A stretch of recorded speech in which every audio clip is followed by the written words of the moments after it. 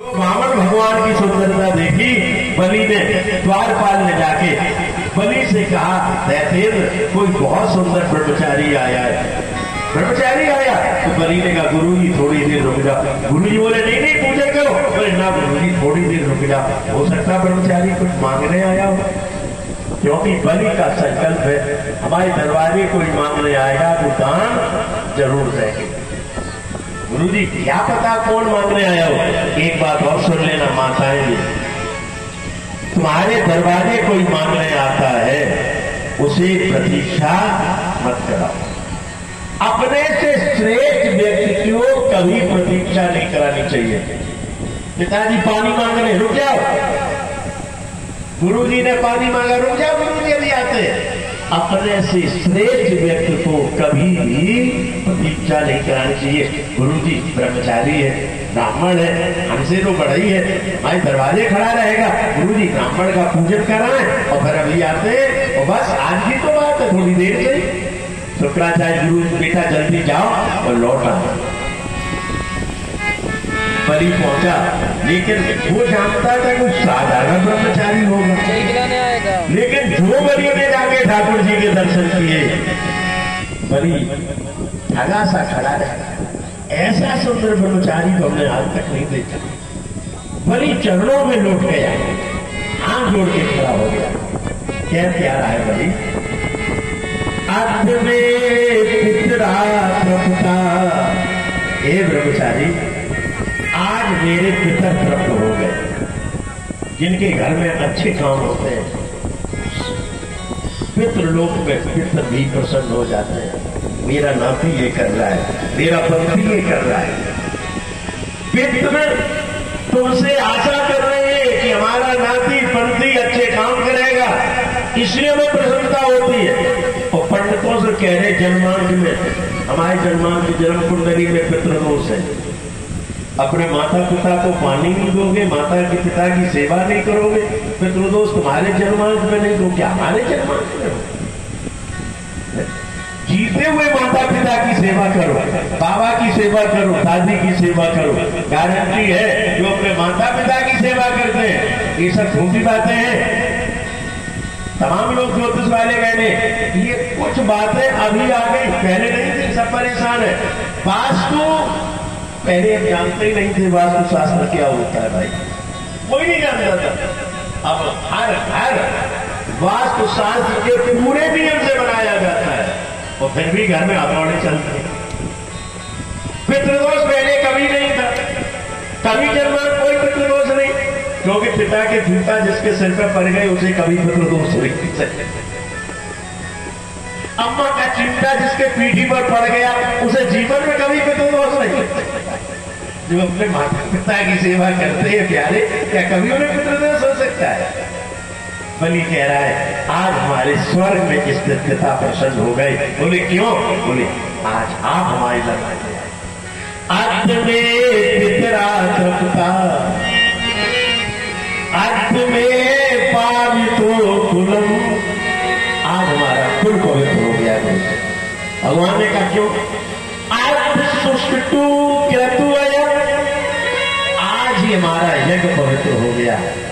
आप आए हैं, आपको दान देंगे और हमारा यज्ञ पवित्र हो जाएगा। बलि कह रहा है भगवान को देखिए कितना बलि मोहित हो गया। अजना पितरा तृप्ता, अजना पावितो कुलम, सुष्टु क्रतुअयम् यदि भवानागतो गृहम्। भगवान ने कहा बलि हम तो चले आए ऐसी तुम्हारे यज्ञ को देख रहे। बलि ने कहा सरकार आ गई तो कुछ मांग लो। अरे भगवान ने हमें जरूरत क्या है भाई, हमें जरूरत क्या है मांगने की, हमें कुछ चाहिए नहीं। जीवन में सुखी वही है जिसकी आवश्यकताएं कम है। हम इतना कमाया, हमने उतनी ही आवश्यकताएं बढ़ाई है कि नहीं? सुख कहां से आएगा? पहले सुबह सुबह अम्मा कहती थी चूल्हे की राख दरी दांत गट्टो, एक ही साबुन था।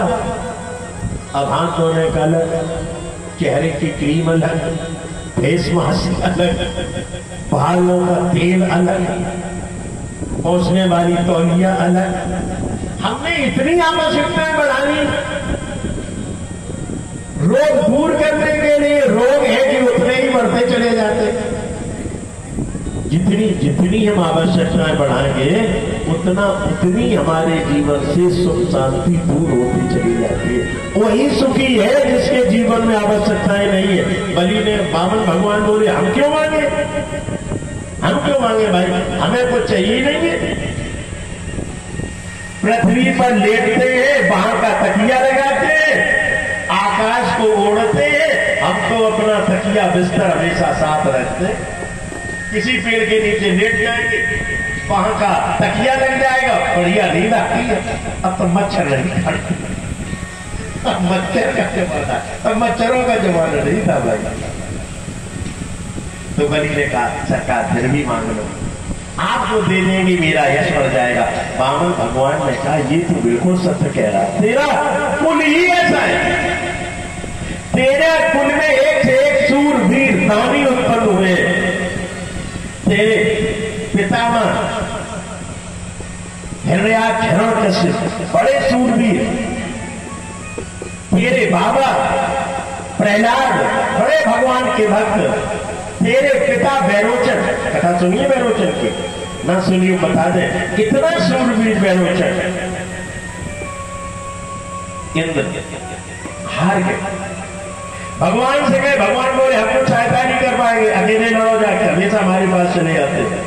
भगवान इंद्र ने कहा भगवान नहीं जीत पाएंगे, तो भगवान ने कहा दान मांग लो जाके। ऐसी कथा है महाराज, युद्ध हो रहा था, एक ब्राह्मण का रूप बना के आए, राजन हम कुछ दान मांगना चाहते हैं।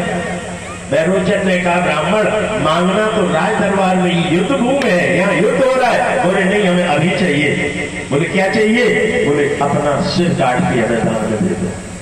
बात करते हो, ये वो भारतीय सभ्यता है, मांगने वाले को मना नहीं कर सकते, अपना सिर काट के दान में दे दिया। और इसी भारतीय सभ्यता का तो लोगों ने अंकित लाभ उठाया। 17 बार गोरी भागा है महाराज पृथ्वीराज के सामने से, लेकिन हम भागे के पीछे नहीं पड़ते, ये हमारी सभ्यता है। अंत में उसी गोरी ने पृथ्वीराज को हरा के बांध दिया। उसने कहा हम नहीं छोड़ेंगे, तुम छोड़ दे तो ये तुम्हारी सभ्यता है, और हम छोड़ के, हम पकड़ के छोड़ते नहीं है, ये हमारी सभ्यता है। सभ्यताओं में इतना नहीं, लेकिन फिर भी हमें धोखा मिला। हम धोखा खा तो सकते, लेकिन किसी को धोखा नहीं दे सकते, ये हमारी सभ्यता है।